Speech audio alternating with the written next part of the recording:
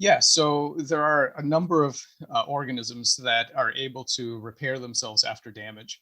And so axolotls, the Mexican salamander, is one example where they will regenerate their legs, their eyes, their jaws, portions of the brain, the heart, their spinal cord.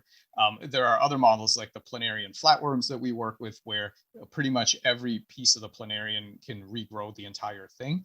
So this ability to regenerate is a special case of a broader capacity, which is something we call anatomical homeostasis. So this is not just for adult regeneration. Embryonic development does the same thing, and so does remodeling, for example, in metamorphosis from a tadpole to a frog.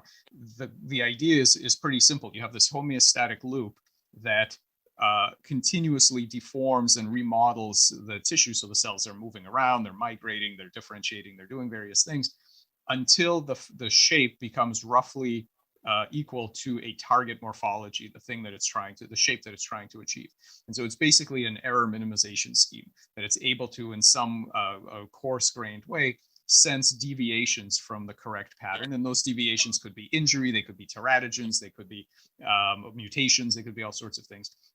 And so, and until that error is reduced below an acceptable threshold, things will keep changing.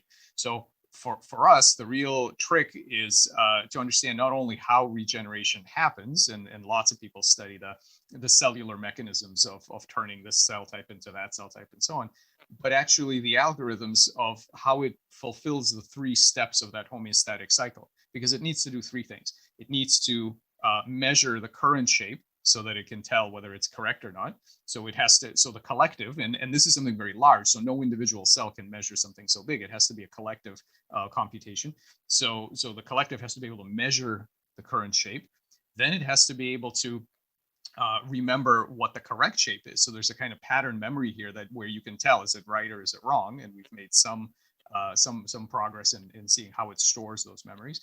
And then it has to issue, the collective has to issue commands to the lower level subunits, meaning the cells, to rearrange in a way that gets them closer to this final. So to us, this is very much this kind of problem solving cycle, really critical to find out how does it know when to stop. You know, very few people actually work on regeneration, asking how does it know when to stop. So when a salamander makes a correct arm and then everything stops, how does it know that's what a correct salamander arm looks like? I mean, that's a critical question. And so all of the three, sort of all of the aspects of that standard sort of test, operate, exit loop has to be identified in biology, and we've really just begun to do that.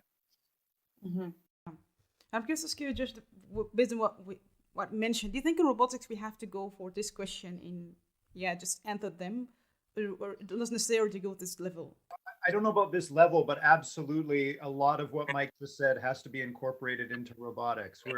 We're moving in robotics into soft robotic spaces, into biohybrid robots. You know, there's been this assumption throughout the history of robotics that the body of the machine is fixed. And that assumption, you know, has to be rolled back. You cannot, in my opinion, you cannot make an adaptive machine that has a completely fixed body plan. It just doesn't work. You're just too limited. But again, if we're building, you know, depending on what soft robots we're building, out of what materials, we can't just borrow directly from biology, right? We couldn't make a huge flapping bird and get it off the ground. We had to borrow the principles of heavier than air flight and adapt it to the materials from which it's built. So I think as usual in bio-inspired AI and artificial life, you know, we're looking carefully at what Mike's group is discovering and figuring out how to distill out of that the basic principles of homeostasis, adaptation, intelligent action, and then build that into whatever materials we're building our soft robots out. And how to do that well or in a principled manner is again, you know, a completely open question. I mean, the funny Yeah. thing is, it's interesting that you say that about, you know, giving up that assumption of a constant body.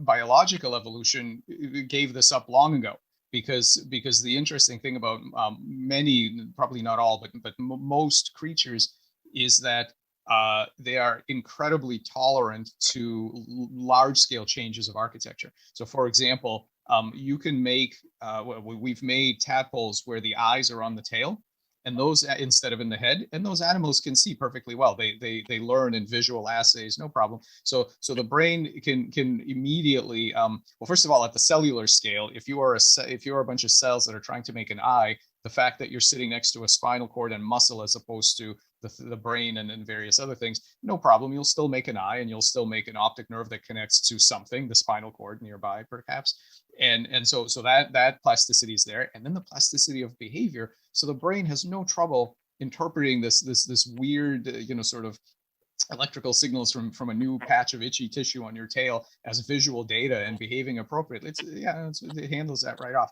And so what that is probably signifying is that evolution discovered really early on that in order to be adaptively successful and evolvable, you have to have that kind of plasticity, that you have to assume that your body can change, and that things don't necessarily go where you can't assume that everything is where it needs to be, and that you can still, all the different parts compete and cooperate within the body to result in some sort of adaptive function. So that plasticity, I think biology sort of assumes right off the bat that you don't know where anything is, and that you still have to, you still have to get your business done, even if things are surprising and not where you thought they were.